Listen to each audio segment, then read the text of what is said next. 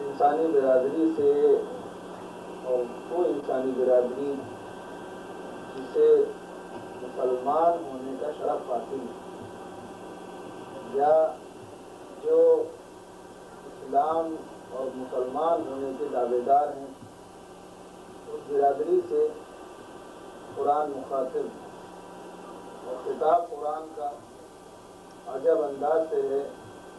الف لام میم احسب الناس ان یترکوا ان یقولوا آمنا، کیا لوگ گمان کرتے ہیں، کیا لوگ سوچتے ہیں، کیا لوگ یہ خیال کرتے ہیں کہ بس انہیں اتنا کہنے پر ہی چھوڑ دیا جائے گا کہ ہم ایمان لے آئے؟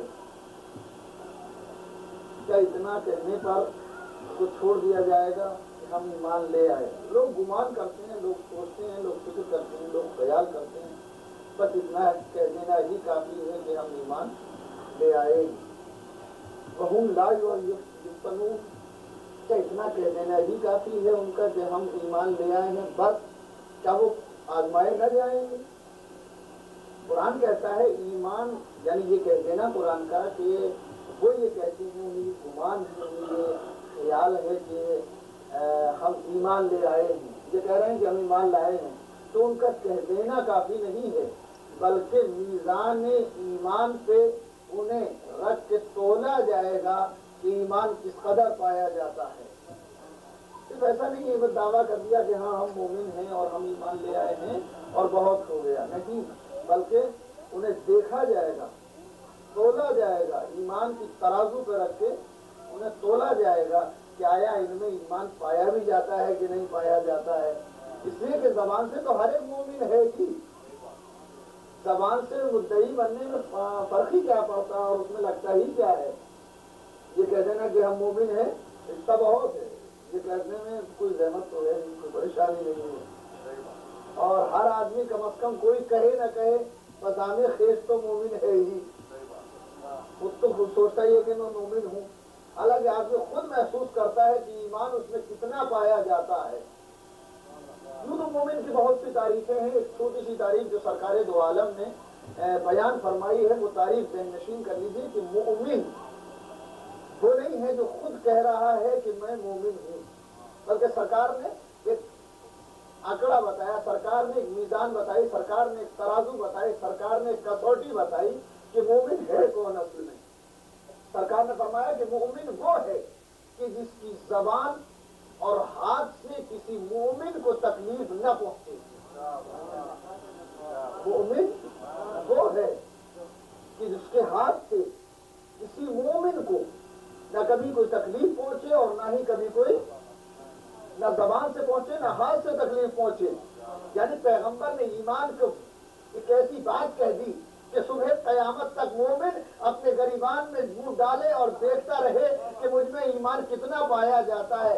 अगर किसी को नहीं सताया है तो मोमिन है, और अगर भाई ही को सताया है तो मोमिन कहाँ से रखा है भाई। कहते रहिए कि हम मोमिन हैं। अब मोमिन, पैगंबर ने फरमाया कि मोमिन वो है कि जिसकी जबान और उसके हाथ से किसी को कोई तकलीफ न पहुंची हो, किसी को कि जाए कि अपने भाई ही को तकलीफ पहुंचाए, और जो भाई को भाई न कह सकता हो वो बिरादरी के भाई को भाई क्या समझेगा। जिसकी जबान से अपना भाई महफूज नहीं है, ये दूसरे लोग क्या महफूज रहेंगे। जिससे अपने सगे महफूज नहीं है, उससे पराये क्या महफूज होंगे। यानी जो अपनों का न हो सका वो गैरों का क्या होगा। सलावत पढ़े मोहम्मद वाले। जो अपने करीबी रिश्तों का ना हो सका, जो खूनी रिश्ते कहलाते हैं, जो ब्लड रिलेशन कहलाता है, जब उसका नहीं हो सका तो वो गैरों का क्या होगा। इसलिए हदीस है कि जो बयान है, इरशाद है कि जो बंदों का शुक्रगुजार है वही माबूद का शुक्रगुजार भी है, और जो बंदों ही का शुक्रिया ना अदा कर सकता हो वो माबूद का क्या शुक्रिया अदा करेगा। जो अपने खूनी रिश्तों का नहीं होगा वो दूसरों का क्या होगा। लिहाजा परख के देखिए कि कौन कितने पानी में है। जो अपनों का है वो गैरों का भी है, और जो अपनों का नहीं है वो गैरों का भी नहीं होगा। गैर न जाने उस पर क्यों भरोसा कर लेते हैं, ये जानते हुए कि ये तो अपनों का भी नहीं हो सका है। सलवात पढ़े मोहम्मद वाले।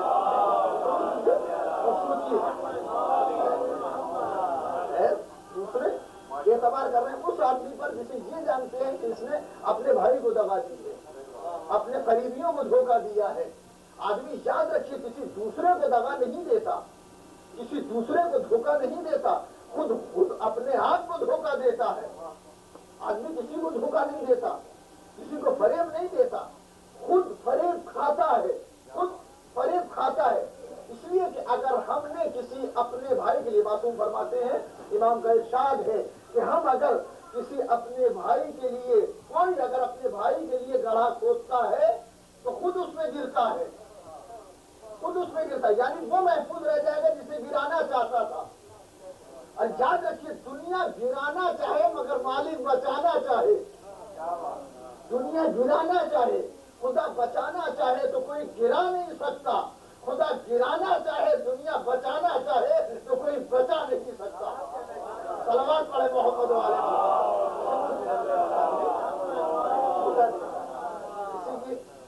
किसी से कर्ज लिया और कर्ज लेके नहीं दिया, कर्ज लिया और कर्ज लेकर दिया नहीं।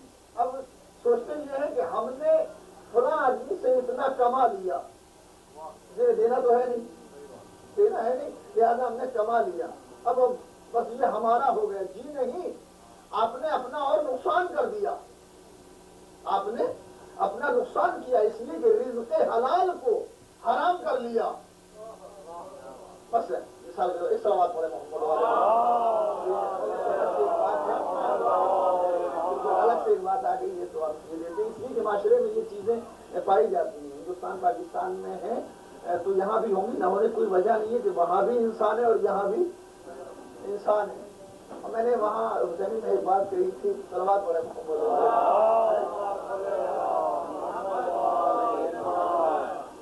وہاں بھی انسان رہتے ہیں اور یہاں بھی انسان رہتے ہیں. یہ الگ بات ہے کہ وہیں کیا ہے، میں خیر اس سے بحث نہیں. یہاں بھی انسان ہی رہتے ہیں، بائی نیچر سارے ایک سے ہیں. نیچر کے اعتبار سے، طبیعت اور فطرت کے اعتبار سے جیسے انسان وہاں کے ویسے انسان یہاں کے ہیں، جیسے وہاں ویسے یہاں. اور اگر یہ نہ ہوتا تو جھگڑے نہ ہوتے. ذرا سی بات کے اوپر اختلاف یعنی کیا مانی بھائی؟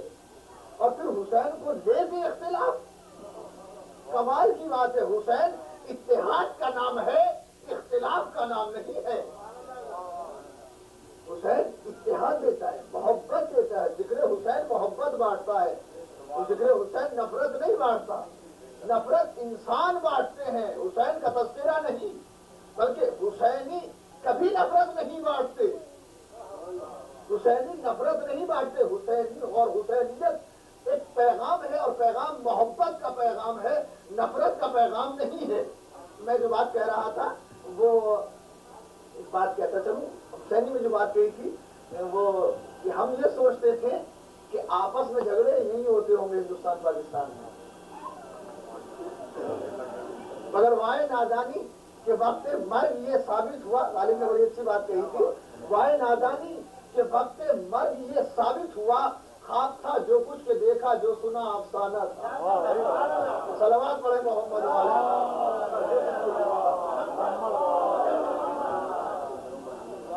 آپ اندازہ کیجیے. سنی تو آدمی، میں عرض کر رہا تھا کہ یہ اگر کسی نے مثلا $100 کسی سے لے لیے ہیں بطور قرض، اور اب اس کا ارادہ نہیں ہے دینے کا. مثلا کل کی تاریخ میں 19 یا 20 میں اس نے لیے تھے $100 اور یہ طے کر لیا کہ اب اسے دینے نہیں ہے. یاد رکھیے 20 تاریخ میں یا 19 تاریخ میں جس میں اس نے لیے تھے اسے 100 ہی ملنا تھے، 100 ہی ملنا تھے. مگر جلد بازی نے حلال کو حرام کر دیا. جلد بازی کی وجہ سے حرام ہو گیا. امیر المومنین علی بن ابی طالب علیہ السلام، واقعہ بہت چھوٹا سا ہے مگر پیغام بہت بڑا ہے.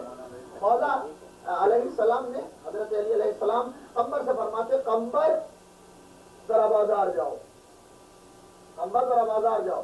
اور بازار میں سے ایک لگام جو گھوڑے کو لگائی جاتی ہے، لگام فرج جسے کہتے ہیں، ہم اپنی زبان میں اس کو لگام کہتے ہیں، سبھی سمجھنے والے میں، لگام لے کے آؤ. قمبر بیچارے چلے گئے. اب یہاں پہ روایتوں میں اور تاریخ میں ذرا سے اختلاف ہے کہ مولا نے، بعض کہتے ہیں مولا نے 2 درہم دیے کہ 2 درہم میں آئے گی، بعض کہتے ہیں 4 درہم دیے. بہرحال ایک طے شدہ رقم مولا علیہ السلام نے دی کہ جاؤ لے جاؤ اس کو. وہ لے قمبر چلے گئے. قمبر پہنچے، دیکھا بازار کے کنارے پہ ایک شخص کھڑا ہوا ہے اور ایک ہی لگام اس کے ہاتھ میں ہے. قمبر نے سوال کیا کہ بیچو گے؟ کہاں بیچتے ہیں؟ کتنے؟ تو جتنے مولا نے دیے تھے 2 یا 4 کا 4 درہم. 4 درہم یہ لو، 4 درہم لگام ہمیں دے دو، لگام تم ہمیں ہمارے حوالے کرو. یہ 4 درہم دے کے لگام لے کر کے چلے آئے حضرت. اور اب قمبر نے لا کے لگام امیر المومنین کے سامنے رکھی تو مولا نے فرمایا قمبر پہچانا اس لگام کو؟ مولا یعنی یہ قمبر یہ دلدل کی لگام ہے، دلدل کی لگام ہے. اصل میں ہوا یہ تھا کہ مجھے نماز پڑھنا تھی. نماز کی وجہ سے میں نے ایک آدمی سے کہا کہ تم دلدل کو دیکھتے رہو جتنے میں نماز پڑھ لوں. اس شخص کے ذہن میں یہ بات آ گئی کہ خامخواہ کی ڈیوٹی دینا ہے، یہ نماز پڑھ رہے ہیں لہذا لگام اتار کے وہ چلا گیا. ایک قمبر آج کی تاریخ میں اس کی قسمت میں اللہ نے 4 ہی درہم لکھے تھے، مگر اس کی جلد بازی نے رزق حلال کو حرام کر لیا ہے. تو خیال رہے، یاد رہے کہ کوئی کسی کو فریب نہیں دیتا، کوئی کسی کو فریب نہیں دیتا، خود فریب میں مبتلا ہوتا ہے، خود فریب میں مبتلا ہوتا ہے. کوئی کسی کو فریب دے ہی نہیں سکتا ہے، اس لیے کہ اگر خود فریب میں مبتلا نہ ہوتا تو کبھی ذہن میں نہ آتا کہ کسی کو فریب دیا جائے. صلوات پڑھے محمد والے.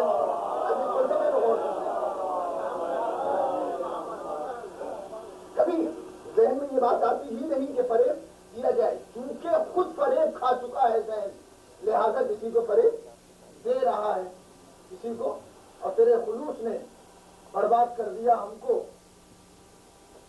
محفوظ رکھیے گا۔ اور آدمی سے سنبھلتا ہی جب ہے، جب فریب کھا لیتا ہے، جب اعتبار اور محبت اور اعتماد کو ٹھیس لگ جاتی ہے تو سنبھلتا ہے، اس سے پہلے تو بلائنڈلی فیس کرتا ہے نا، آنکھیں بند کر دی تو میرا اپنا ہے، مگر ٹھوکر لگی کہ سمجھ میں آ گیا، فوراً سمجھ میں آ جاتا ہے۔ تیرے خلوص نے برباد کر دیا ہم کو، تیرے خلوص نے برباد کر دیا ہم کو، فریب کھاتے تو شاید سنبھل گئے ہوتے۔ صلوات پڑھے محمد والے محمد پر۔ کوئی یہ نہ سوچے کہ بس اتنا کہہ دیا کہ ہم مومن ہیں اور انہیں چھوڑ دیا جائے گا، نہ، چھوڑا نہیں جائے گا، بلکہ یفتنون، ان کا امتحان لیا جائے گا، آزمایا جائے گا، یوں نہیں بلکہ آزمایا جائے گا۔ تو ہر آدمی جو بھی بارگاہ پیغمبر میں آ گیا وہ مسلمان ہے، وہ مسلمان ہے، اور اسے دعویٰ یہ ہوتا تھا کہ ہم ایماندار ہیں، ہم مومن ہیں۔ قرآن نے کہا نہیں، ہر دعوے دار مومن نہیں ہے، بلکہ دعوے کی شان ہی الگ ہے۔ دعوے کی شان یہ ہے کہ عمل دعوے کی تصدیق کرتا ہو، یعنی جو زبان سے کہہ رہا ہے عمل تصدیق کرتا ہو کہ ایسا ہے، ایسا نہ ہو کہ زبان کچھ کہہ رہی ہو عمل کچھ ہو۔ جب قول و فعل میں اختلاف ہو جائے تو آدمی گھٹ جاتا ہے، ختم ہو جاتا ہے۔ آدمی کی قیمت اسی وقت تک بہتر ہوتی ہے جب قول و فعل برابر ہو۔ خدا نہ کرے کسی کا قول الگ ہو اور فعل الگ ہو۔ مومن کی شان ہے جو اس کی زبان میں ہے وہی دل میں ہے، جو دل میں کچھ رکھے زبان پہ کچھ لائے وہ مومن نہیں۔ دوسرا لفظ تو سامنے ہے، اسے بتانے کی ضرورت بھی کیا ہے؟ صلوات پڑھے محمد۔ دل میں کچھ ہے زبان پہ کچھ ہے، اسے کیا کہتے ہیں؟ ہاں، منافق۔ اور محشر منافقی کے لیے ہے، مومن کے لیے نہیں ہے۔ محشر جو ہے وہ منافقی کے لیے ہے، مومن کے لیے محشر نہیں ہے، اور نہ کافر کے لیے محشر ہے۔ کافر تو محشر تک پہنچ ہی نہیں پائے گا، کافر محشر تک پہنچے گا نہیں، اس لیے نہیں پہنچے گا کہ کلمہ یا عمل کے میدان میں جب اترے گا محشر میں حساب ہوگا، کچے خدا کو مانتا تھا لہذا محشر میں آ جائے، جو خدا کو مانتا ہی نہیں تھا اسے محشر میں آنے کی ضرورت کیا ہے؟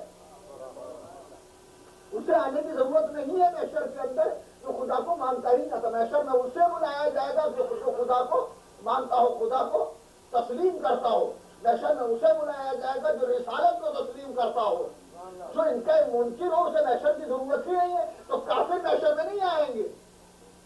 وہی جو توحید کو مانتے ہوں گے، جو رسالت کو مانتے ہوں گے، جو امامت کو مانتے ہوں گے، انہیں میدان محشر میں بلایا جائے گا، وہ آئیں گے محشر کے اندر۔ اور جب وہ آئیں گے تب دیکھا جائے گا کہ اللہ والے کتنے ہیں، رسول والے کتنے ہیں، اور یہی پہ بات ختم نہیں ہو جاتی۔ اللہ والے کتنے ہیں، رسول والے کتنے ہیں، یہی پہ بات ختم نہیں ہو جاتی۔ امام والے کتنے ہیں، اس لیے کہ سب کچھ تو امامت پہ ٹکا ہوا ہے۔ بہت سے اللہ والے ہیں، بہت سے رسول والے ہیں، جو امام والے نہیں ہیں۔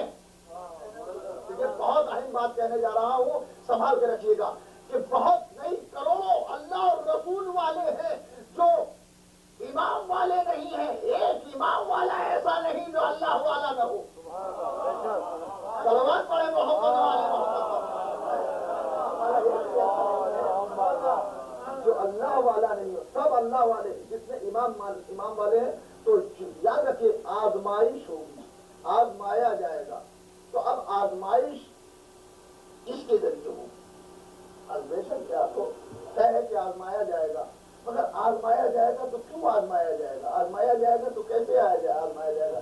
آزمایا جائے گا تو ذریعہ کیا ہوگا؟ وہ یہ تو سچ ہے کہ مومن قول و فعل میں ایک ہو۔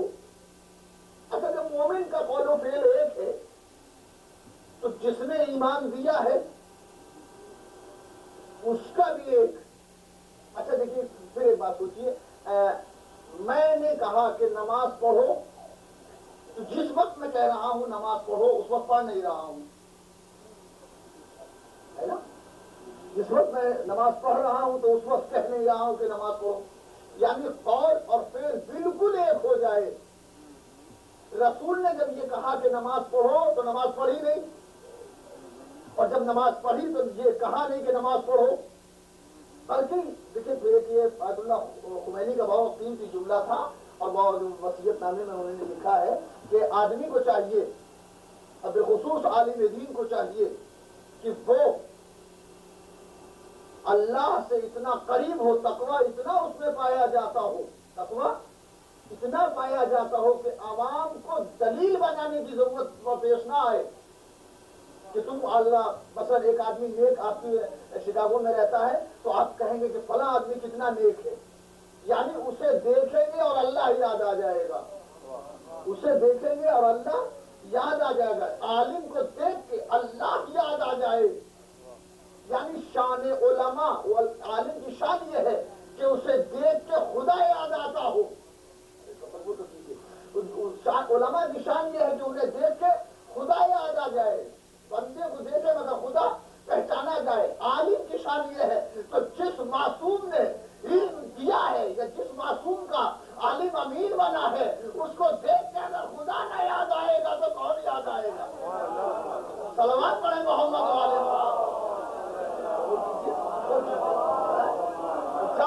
جب سرکار دو عالم فرما رہے تھے کہ نماز پڑھو تو پڑھ نہیں رہے تھے، اور جب پڑھ رہے تھے تو کہہ نہیں رہے تھے۔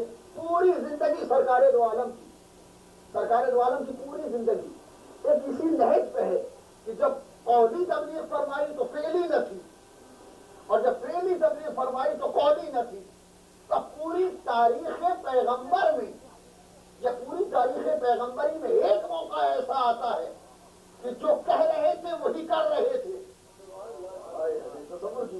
جو کہہ رہے تھے پیغمبر وہی کر رہے تھے پوری زندگی، پیغمبر کی پوری زندگی میں بس ایک موقع ہے کہ جو رسول نے کہا اور وہی کیا، جو کہا وہی کیا، یعنی پوری زندگی رسول کی ایک طرف لیکن منبر غدیر ایک طرف۔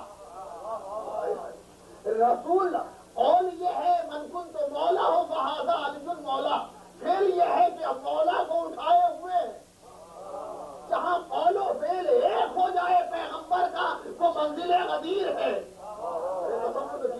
منزل غدیر ہے وہ جہاں قول و فعل پیغمبر کا ایک ہو جائے۔ اب اگر مسلمانوں کو قول و فعل ایک کرنا ہے، جب تک غدیری نہیں ہوں گے قول و فعل ایک کیسے ہو جائے گا؟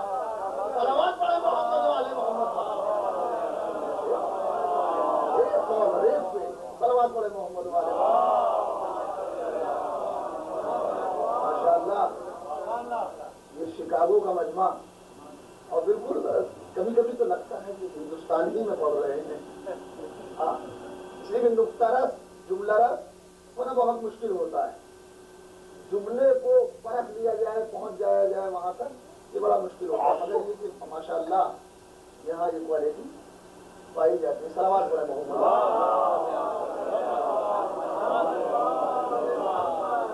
تو ایمان کے لیے جو میزان کیا ہوگی، ایمان کے لیے ترازو کیا ہوگی، کیسے سمجھا جائے گا کہ یہ مومن ہے اور یہ مومن نہیں ہے؟ بس میزان ہے، سوچنا پڑے گا کہ میزان ہے کیا۔ بے شک پیغمبر، بے شک ہر آدمی مدعی ایمان ہے، تو ہر آدمی کے ایمان کے لیے اب تلاش کرنا پڑے گا کہ اس میں ایمان پایا جاتا ہے کہ نہیں، اور پایا جاتا ہے تو کتنا پایا جاتا ہے، کس قدر اس میں ایمان پایا جاتا ہے۔ تو آپ احساس کیجیے اب اس کے لیے کوئی میزان، کوئی کسوٹی، کوئی ترازو رکھنا پڑے گی۔ وہ ترازو کسی کو مت مانیے، آپ الگ ہو جائیے اور یہ کہیے، مان لیجیے کہ سرکار دو عالم وہ کسوٹی ہیں، سرکار دو عالم ہی وہ کسوٹی ہیں، اور سرکار دو عالم کے بغیر کوئی بات نہیں بنتی۔ چھوڑ دیجیے اجماع کو، چھوڑ دیجیے، نہ لیجیے، اس لیے کہ دل نہیں چاہتا کسی کا تو نہ لے، مگر رسول کو تو نہیں چھوڑا جائے گا، رسول کو تو تسلیم کیا ہی جائے گا۔ تو رسول کی ذات وہ ہے کہ جو دلیل ایمان بنے گی کہ اس میں ایمان پایا جاتا ہے کہ نہیں پایا جاتا۔ کیوں؟ اس لیے کہ اس نے رسول کے اقوال پر عمل کیا ہے، اس نے نے رسول کی بات مانی ہے، اس نے رسول کو رسول سمجھا ہے، کہنا نہیں۔ رسول کو رسول کہتے بہت ہیں، سمجھتے بہت کم ہیں۔ اس لیے کہ جو اپنا جیسا سمجھ لے وہ کہہ رہا ہے، سمجھ نہیں رہا ہے۔ جو اپنا جیسا رسول کو کہہ رہا ہے وہ سمجھ نہیں رہا ہے نا؟ وہ کہہ رہا ہے کہ وہ رسول ہے۔ اگر کمال کبھی آپ نے یہ سوچا نہیں کہ پیغمبر کے لیے تو یہ کہہ دیا کہ وہ ہمارے جیسے بھائی ہیں، ہمارے جیسے ہیں، ہمارے جیسے، مگر اسی نور کے ایک دوسرے ٹکڑے کا نام علی ہے۔ کبھی علی کے لیے نہیں کہا کہ علی ہمارے جیسے ہیں یا ہم علی جیسے ہیں۔ وجہ یہ ہے کہ رسول جیسا بننا آسان ہے، علی جیسا بننا مشکل ہے۔ کملی ڈال کے رسول جیسا تو بن سکتے ہیں، ذوالفقار لے کے علی جیسا نہیں بنتے۔ صلوات پڑھے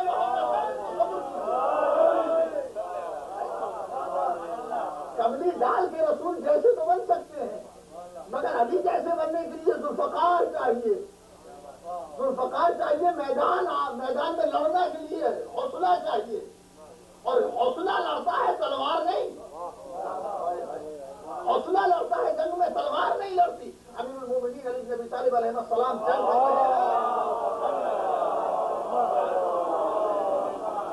میدان میں جنگ کر رہے ہیں، سامنے مد مقابل دشمن ہے، اور دشمن کہتا ہے علی تمہارے ہاتھ میں ذوالفقار ہے۔ مولانا کیا چاہتے ہو کہ اگر میرے ہاتھ میں ہوتے تو تم سے اچھا حملہ کرتا۔ مولا نے ذوالفقار اچھال دی، لو کرو حملہ۔ ذوالفقار لے کے ذوالفقار کو ہاتھ میں لگا کے کہتا ہے، ہاتھ لگا کے، علی یہ تو اٹھ ہی نہیں رہی ہے، علی یہ تو اٹھ ہی نہیں رہی۔ بابا جب اٹھ نہیں رہی تو چلے گی کیا؟ مولا یہ تو اٹھی، علی یہ تو اٹھ ہی نہیں رہی ہے۔ تو بڑی اچھی بات کہی تھی میر انیس اللہ مقامہ نے کہ تلوار کاٹتی ہے مگر ہاتھ چاہیے، تلوار کاٹتی ہے مگر ہاتھ چاہیے۔ تلوار میں کاٹ ہوتی ہے مگر کاٹنے کے لیے ہاتھ تو چاہیے، ہاتھ پہلے اٹھانے ہی کے لیے چاہیے، کاٹنا تو بڑی بات ہے۔ میدان میں حوصلہ لڑتا ہے، میدان میں حوصلہ لڑتا ہے، اور حوصلہ لڑتا ہے، یہ یاد رکھیے، میدان میں حوصلہ لڑتا ہے۔ حوصلے کا کمال یہ ہے، حوصلہ اگر بوڑھے میں نہ ہو تو میدان چھوڑ دیتا ہے، اگر بوڑھے میں حوصلہ نہ ہو تو میدان چھوڑ دیتا ہے۔ بچے میں حوصلہ پیدا ہو جائے تو باپ کے ہاتھوں کو رہبار بنا لیتا ہے۔ نہیں تو سمجھ لیجیے، اگر بوڑھے میں حوصلہ نہ ہو تو تاریخ کے بہت سے بوڑھوں کی طرح نظر آتا ہے، اور بچے میں حوصلہ پیدا ہو جائے تو علی اصغر بن جاتا ہے۔ حوصلہ عمر کا پابند نہیں ہوتا، حوصلہ لڑتا ہے میدان میں۔ تو پیغمبر صلی اللہ علیہ وآلہ وسلم میزان ہے، ایمان کو ناپنے کے لیے پیغمبر میزان ہے، پیغمبر سے بڑی میزان کوئی نہیں ہے۔ تو اب پیغمبر کو جب میزان مان لیا گیا کہ میزان ایمان ہے، چلیے یہ دو شعر مجھے یاد آ گئے، سنایا جاتا ہوں، صلوات پڑھے۔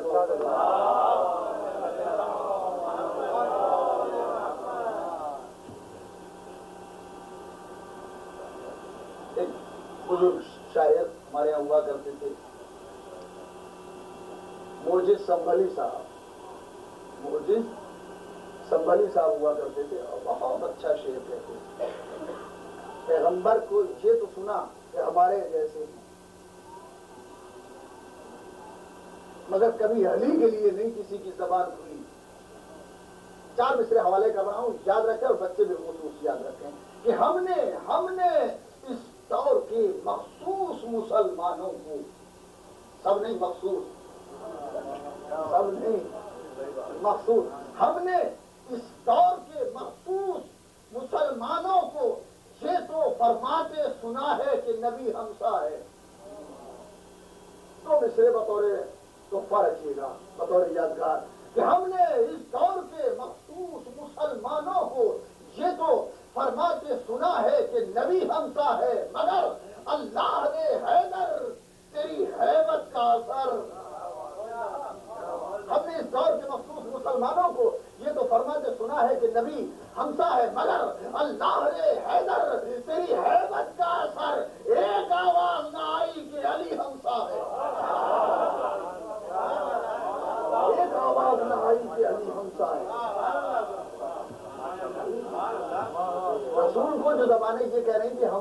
جیسا ہے.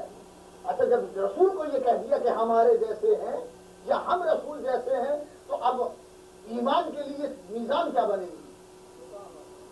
اس لیے کہ ایمان بھی آپ ہی کا ہے اور وہ آپ ہی جیسے تھے. صلوات پڑھے محمد والے صلوات پڑھے محمد والے.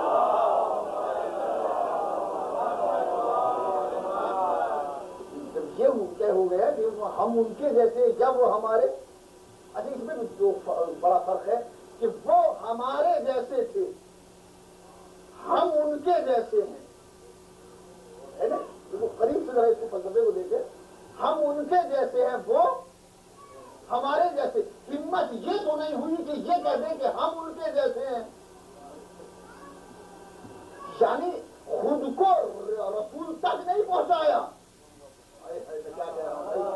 خود کو رسول تک نہیں پہنچایا بلکہ رسول کو کھینچ کے خود تک لے آئے.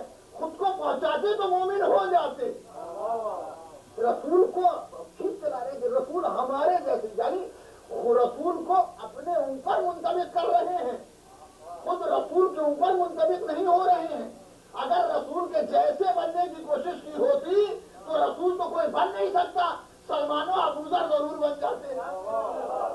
صلوات پڑھے محمد والے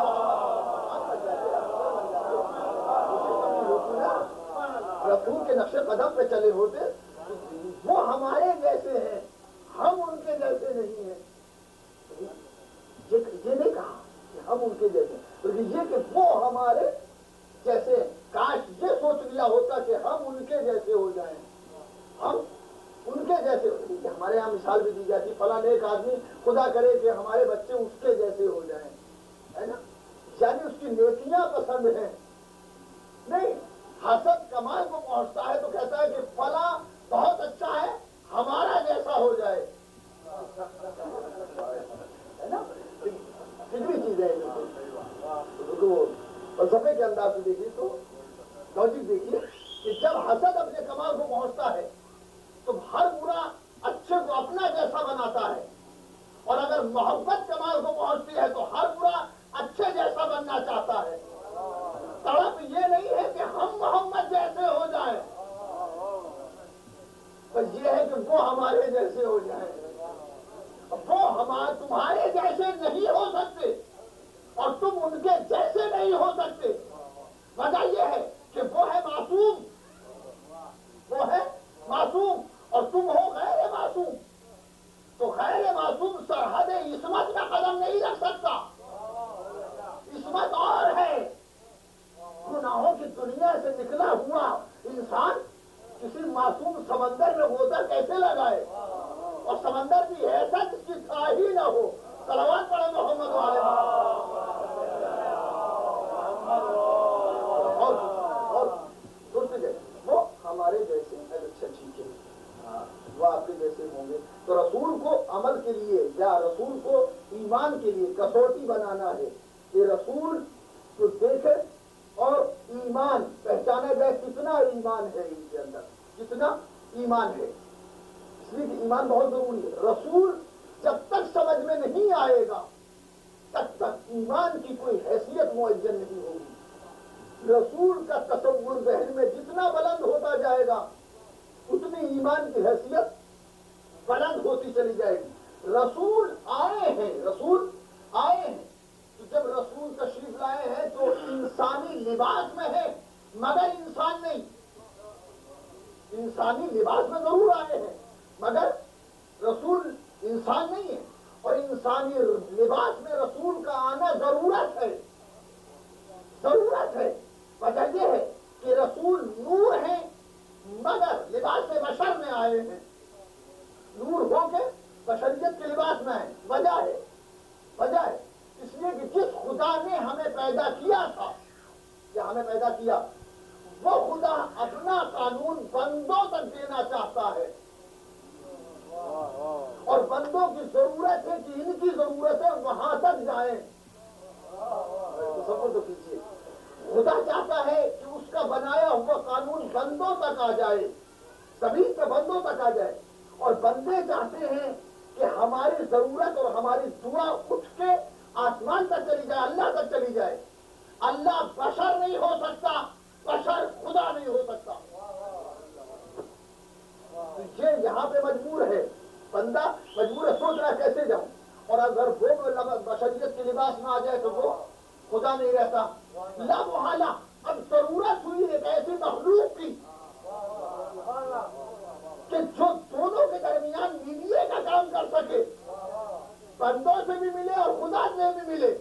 لہذا اللہ نے ایسے انسان کو نور سے پیدا کیا اور بشریت کے لباس میں بھیجا تاکہ بشر ہونے کی وجہ سے بندوں سے ملے، نور ہونے کی وجہ سے خدا سے ملے.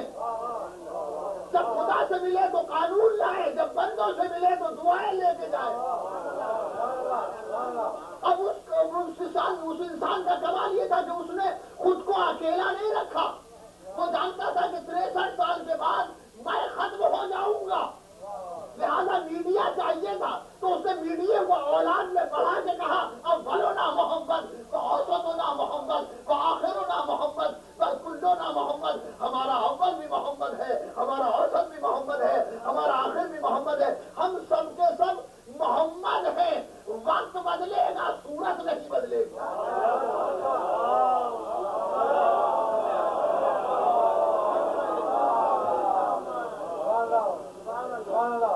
وقت بدلے گا مگر صورت نہیں بدلے گی. اس کے معنی یہ ہوئے کہ 63 سال کے بعد محمد ختم ہوئے ہیں. جملہ بھی ایک لفظ حوالے کر رہا ہوں، احتیاط سے رکھیے گا کہ 63 سال کی زندگی کے بعد محمد ختم نہیں ہوئے ہیں. محمد ختم ہوئے ہیں مگر محمدیت ختم نہیں ہوئی ہے. محمد اور محمدیت کی ذرا سے فرق کے لیے فرعونیت. آج بھی کسی ظالم اور جابر کو دیکھ کے کہتے ہیں کہ یہ فرعون وقت کا ہے نا. اس کے معنی یہ ہوئے کہ فرعونیت ایک نظریہ ہے. فرعون ایک شخص تھا، وہ شخص جس نے یہ نظریہ دیا وہ فرعون ہے. فرعونیت ایک نظریہ ہے، فرعون ایک شخص تھا. فرعونیت ایک ادارہ ہے، فرعون اس ادارے کا بانی تھا. تصور کیجیے، فرعون اس ادارے کا بانی تھا. فرعونیت ایک ادارہ ہے. حسین ایک شخص تھا، حسینیت ایک ادارہ ہے. یاد رکھیے، شخص ختم ہوتا ہے، ادارہ کبھی ختم نہیں ہوتا. حسینیت کا ادارہ آج بھی مجلسوں کی شکل میں باقی ہے اور صبح قیامت تک باقی رہے گا. وجہ یہ ہے کہ حسین بقائے اسلام بھی ہے، بقائے انسانیت بھی ہے. یہ بہت تفصیل طلب موضوع ہے. چھوٹی سی بات، محمد ختم ہوئے ہیں مگر محمدیت ختم نہیں ہوئی ہے. محمدیت صبح قیامت تک چلے گی. صبح قیامت نہیں، قیامت میں محمدیت ہی کا حساب و کتاب ہے. خدا کے فضل سے اپنا امام ہے موجود، خدا کے فضل سے اپنا امام ہے موجود. قیامت ان کی ہے جن کا کوئی امام نہیں.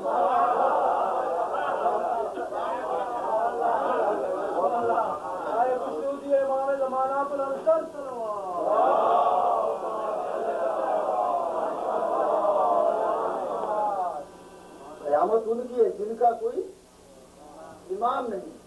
تو ہمارے لیے قیامت نہیں ہے، قیامت ان کے لیے جن کا کوئی امام نہیں ہے.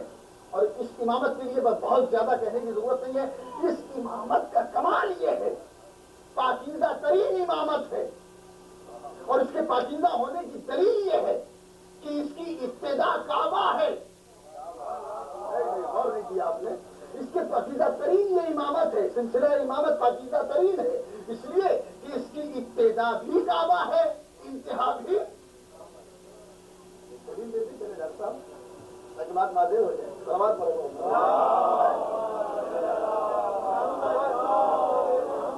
اس سے زیادہ پاکیزہ امامت کوئی نہیں ہے، اس سے زیادہ پاکیزہ امامت ہے ہی نہیں.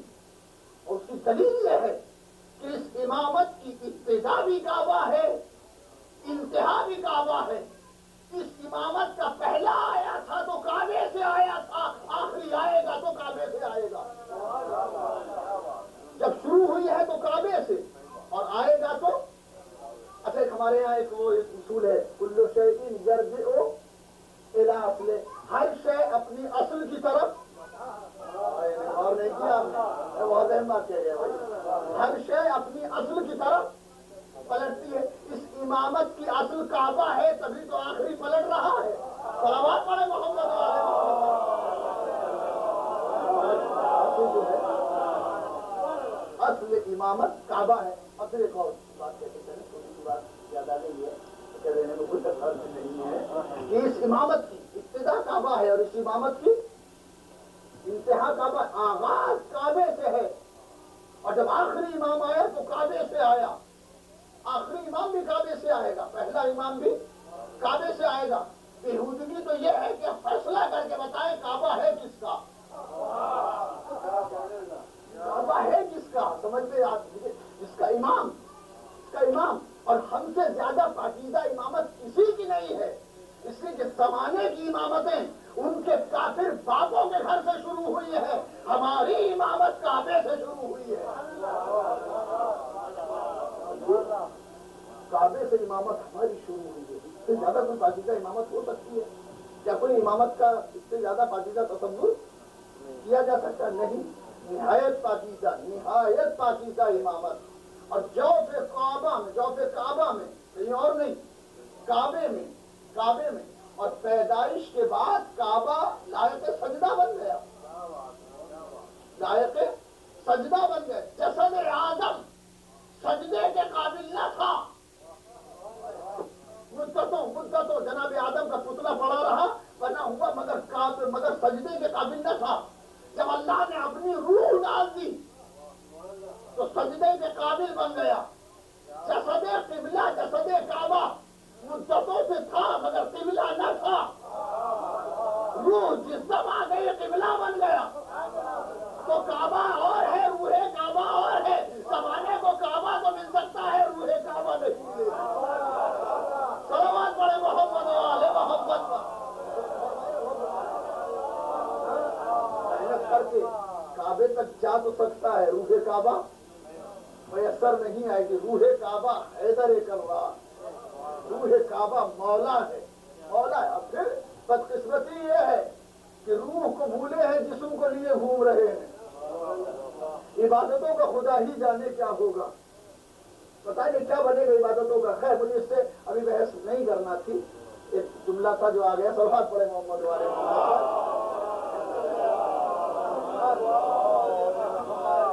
تو رسول ایمان کے لیے کسوٹی تسلیم کیا جائے گا۔ وجہ یہ ہے کہ رسول کے ذریعے یہ قانون ہم تک آیا ہے، رسول کے ذریعے ہی یہ قانون ہمارے پاس ہے، رسول کے ذریعے، رسول کے وسیلے سے اللہ نے بھیجا ہے۔ اچھا بھیجا کس کے وسیلے سے؟ رسول کس سے ہمیں ملا ہے نا، رسول کے ذریعے یہ قانون ہمیں ملا ہے۔ اچھا ہم اس قانون پہ عمل کر رہے ہیں، جب اللہ اس ہمارے عمل کو لے گا تو کیا ان کی مہر کے بغیر،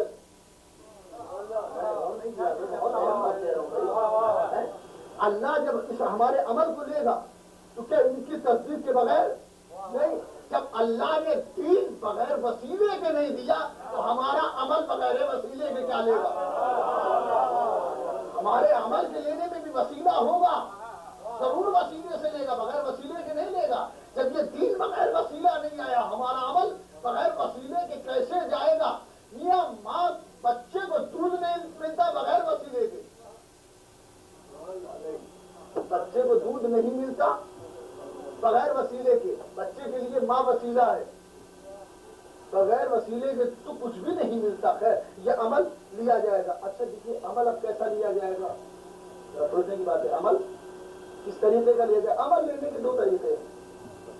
آپ کہیں جائیے اور ان سے کہیے کہ گروپ بیٹھنگ ہوتی ہے کہیں پر، آپ کو کسی مثلا مائک بنوانا ہے اس طرح ہے، تو آپ مائک جا کر کے دیجیے کہ ہاں یہ مائک بنتا ہو، آپ بنوا لیں گے، وہ بنا کے دے دے گا۔ آپ نے یہ جا کر کے دے دیا اور اس نے بنا دیا، تھوڑا سا پیچھے سے ٹیڑھا تھا، آپ نے اس سے کہا بھی تو ٹیڑھا ہے، کہ نہیں آپ کا سینسز تو کھو چکا ہے،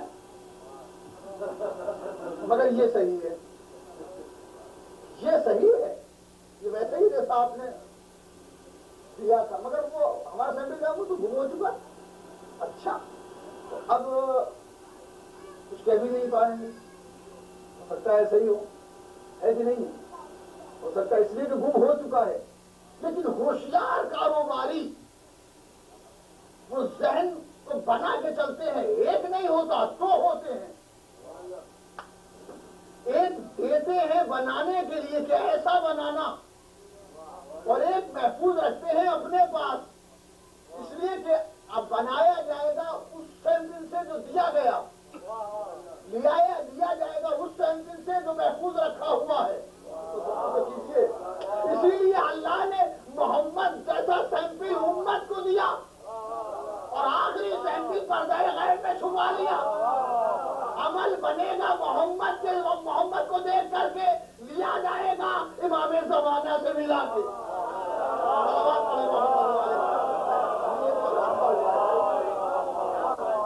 سلامات پڑھے محمد والے.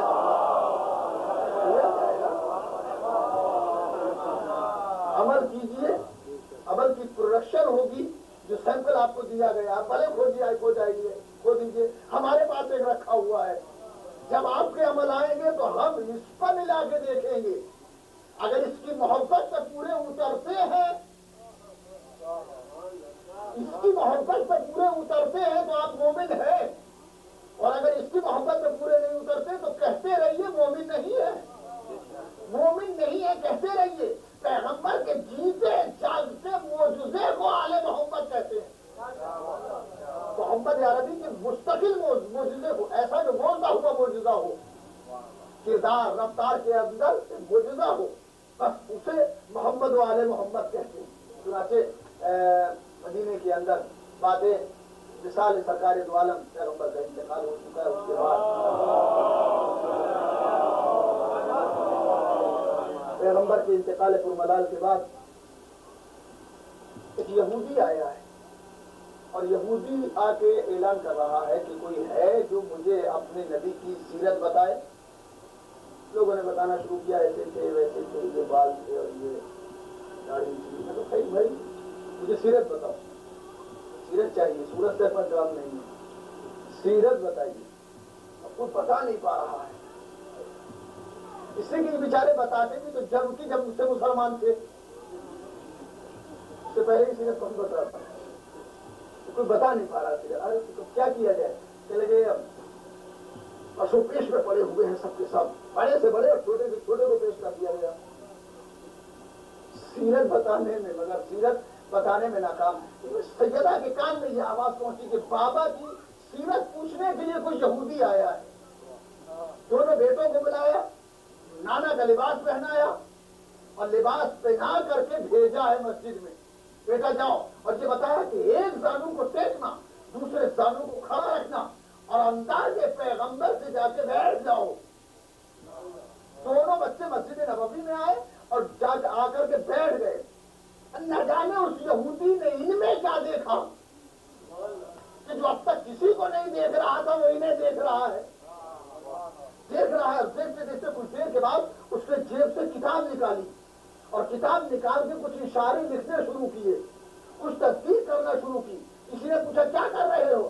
کہا میری کتاب کے اندر پیغمبر کی صفتیں لکھی ہیں، میں اپنی کتاب سے پیغمبر کی صفتیں دیکھ رہا ہوں. بھیا یہ پیغمبر نہیں ہے، پیغمبر زادے ہیں، یہ پیغمبر کے بچے ہیں، یہ نواسے ہیں. کہا نواسوں کو دیکھ کے نبی سمجھا جا رہا ہے، نواسوں کو دیکھ کے نبی سمجھا جا رہا ہے، ایمان کو دیکھ کے خدا پہچانا جائے گا. یہی وجہ ہے اب سمجھ میں آیا مدتوں کے بعد کہ اللہ نے علی کو کعبے میں کس لیے اتارا. اللہ نے علی کو کس لیے کعبے میں اتارا تاکہ بندہ کوئی بندہ زمین پہ ایسا تو ہو کہ جو بظاہر بندہ نظر آئے مگر الہی مزاج رکھتا ہو. زمین پہ رہ کے الہی مزاج رکھنے والا کوئی بندہ ہو، لہذا اللہ نے اسے اپنے گھر میں اتارا، اپنے گھر میں اتارا. اب چونکہ علی علیہ السلام اللہ کے گھر میں اترے، اللہ کے گھر کے مالک، وراثت میں یہ بات چلی کہ اب جو اللہ کی چیز ہوگی اسے علی علیہ السلام بچائیں گے، اسے علی علیہ السلام بچائیں گے. اب یہ وراثت میں بات چلی. جب وراثت میں بات چلی تو جب تک علی علیہ السلام سے علی نے بچایا علی علیہ السلام کے بعد امام حسن نے بچایا، امام حسن علیہ السلام کے بعد امام حسین نے بچایا۔ حسین سر تو کٹوا سکتے ہیں مگر نانا کے دین کو برباد نہیں ہونے دی۔ وہ کربلا کا دشت، وہ حسین کے ننھے ننھے چھوٹے چھوٹے بچے، تڑپتے ہوئے پیاس سے بچے، پیاس کا تقاضا تھا کہ پانی پئیں، پیاس کا تقاضا تھا کہ پانی مانگیں، مگر شرم کہتی تھی کہ پانی نہ مانگا جائے۔ بغور آل رضا مرحوم چھوٹے چھوٹے بچے، پھول جیسے چہرے بچوں کی، پیاس کہتی تھی دمیں تشنہ دہانی مانگو، شرم کہتی تھی کہ مر جاؤ نہ پانی مانگو۔ وہ چھوٹے چھوٹے بچے جن کے کلیجے کباب ہو رہے، جن میں علی اصغر جیسا 6 مہینے کا بچہ بھی، جن میں سکینہ جیسی بچی بھی ہے۔ عالم یہ ہے کہ جب جناب علی اصغر کا لاشا حسین مظلوم لائے ہیں ابا کے دامن میں چھپا کے، تو بچی آگے بڑھ کے کہتی ہے بابا بھیا سے زیادہ محبت تھی، بھیا کو پانی پلا دیا، بابا میں پیاسی رہ گئی۔ حسین اس سوال کے جواب میں کوئی جواب نہ دے سکے، بس ابا کا دامن ہٹایا۔ بچی نے دیکھا، چیخ کے پیچھے ہٹی، بابا کیا اس طرح بھی پیار پوچھتی ہوگی؟ بابا میرا بھیا کب ہو گیا، بابا میرا بھیا مارا گیا۔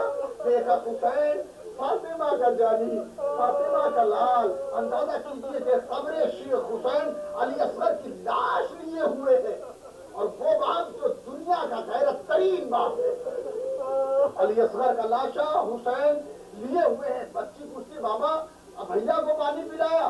کہا بیٹی کچھ نہ کہا، دامن ہٹا دیا۔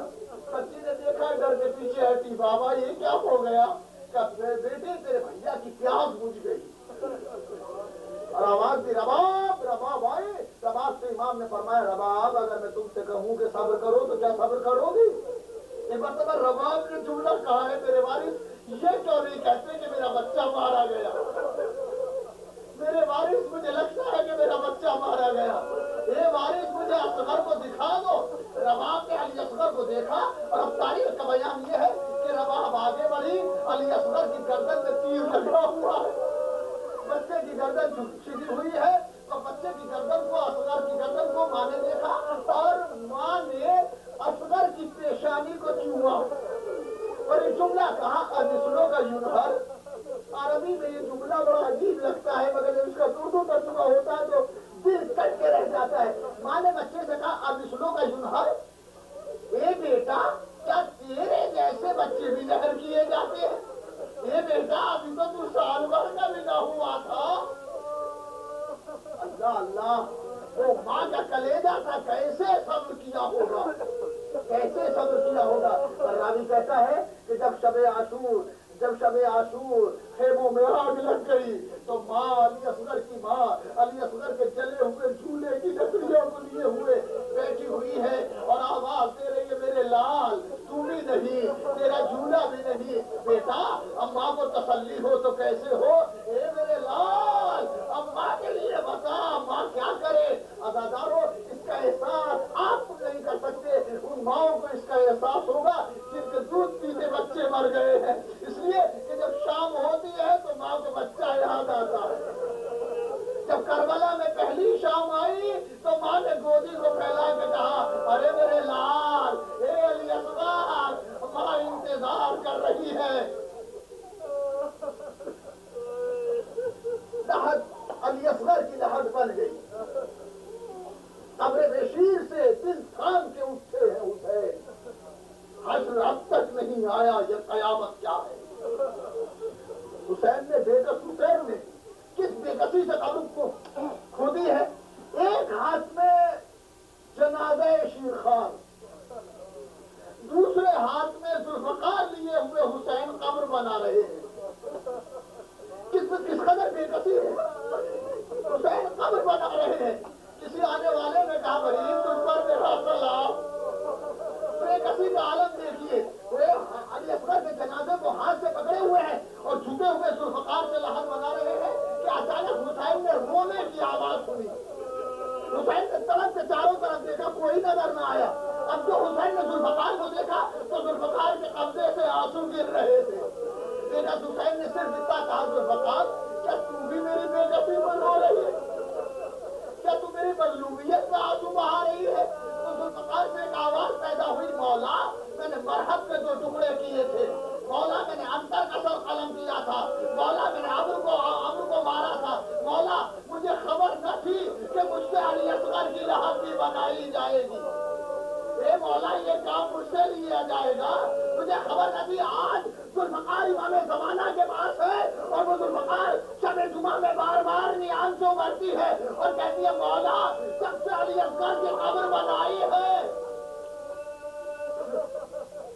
خدا آپ کو کسی غم میں نہ رلائے سوائے غم اہل بیت کے۔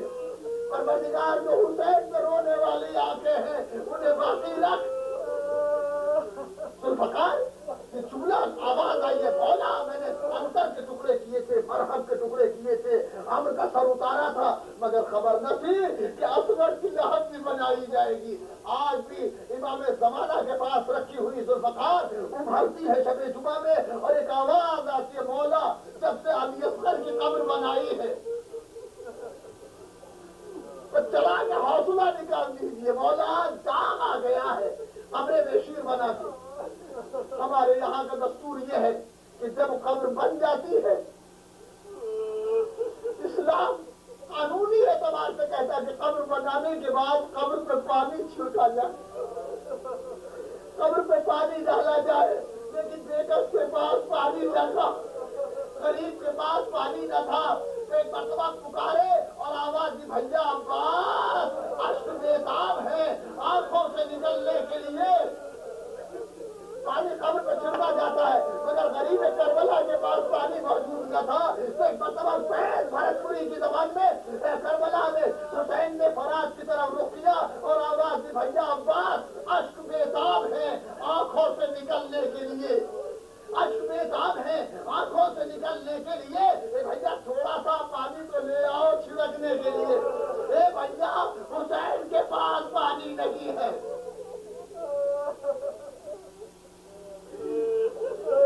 علی اصغر کی لحد بن گئی، ایک بچے کی لحد بن گئی۔ قبر بشیر سے حسین اٹھے، بقول میر انیس علی اللہ مقامہ، کندی سے قبر کھود کے اصغر کو گاڑ کے شبیر مسکرے ہوئے دامن کو جھاڑ کے، راوی کہتا ہے کہ جب سے لٹا ہوا قافلہ شام میں پہنچا ہے اور یزید کو سر دیے گئے ہیں تو ایک ننھا سا سر دیا گیا، یزید نے ننھے سے سر کو دیکھ کے کہا، ارے جس نے اسے تیر مارا کیا وہ صاحب اولاد نہ تھا؟ کیا وہ صاحب اولاد نہ تھا؟ ارے اسے کس نے تیر مارا ہے؟ اسے کس نے تیر مارا؟ حرملہ کہتا میں نے اسے تیر مارا ہے حبیر، تیری خوشی کے لیے تیر مارا ہے اسے میں نے۔ ایک مرتبہ یزید کہتا کیا تیرے چھوٹے چھوٹے بچے نہ تھے؟ کیا تجھے اس پر رحم نہ آیا؟ تو ایک مرتبہ ماں اٹھی اور ماں اٹھ کے کہتی ہے، یزید میرا بچہ مارا گیا، میرا بچہ مارا گیا، میرا بچہ مارا گیا ہے۔ آپ اندازہ کیجئے، احساس کیجئے، شہادت شیرخوار وہ شہادت تھی کہ جس کی مظلومیت پہ یزید سوچنے میں مجبور ہو گیا، سمجھ میں آیا حسین علی اصغر کو کیوں لے کے آئے تھے۔ اے بیٹا علی اصغر کو اس لیے لائے تھے تاکہ شہادت حسین مکمل ہو جائے، تاکہ شہادت حسین اور واقعہ کربلا مکمل ہو جائے۔ آئیے کوفے میں چلتے ہیں، مسائل ہو چکے اور میں پڑھ چکا، بس ایک روایت سن لیں۔ نیزوں پر بچے کا سر بھی ہے، نیزوں پہ جہاں سب سے سر ہے وہاں بچے کا سر بھی ہے، سب سر جا رہے ہیں۔ راوی کہتا ہے کہ دو سر ایسے تھے کہ جو نو کے نیزہ پہ نہ تھے بلکہ گھوڑے کی گردنوں میں بندھے ہوئے تھے۔ ایک عباس دلاور کا سر، دوسرا حبیب ابن مظاہر کا سر۔ جب گھوڑے دوڑتے تھے تو یہ سر گھوڑوں کے گھٹنوں سے ٹکراتے تھے۔ سید سجاد طلب میں کہتے تھے، چچا آپ کی غربت پہ میرا سلام۔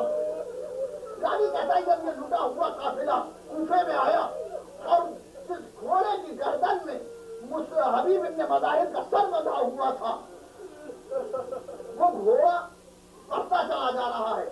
حبیب کی زوجہ اپنے بیٹے قاسم کو لیے ہوئے راستے پہ کھڑی ہے، تو گھوڑے کی گردن میں حبیب کا سر بندھا ہے اور گھوڑا جیسے گزرا تو حبیب کے بیٹے قاسم نے کہا، اماں یہ تو بابا کا سر معلوم ہوتا ہے، اماں یہ تو بابا کا سر ہے۔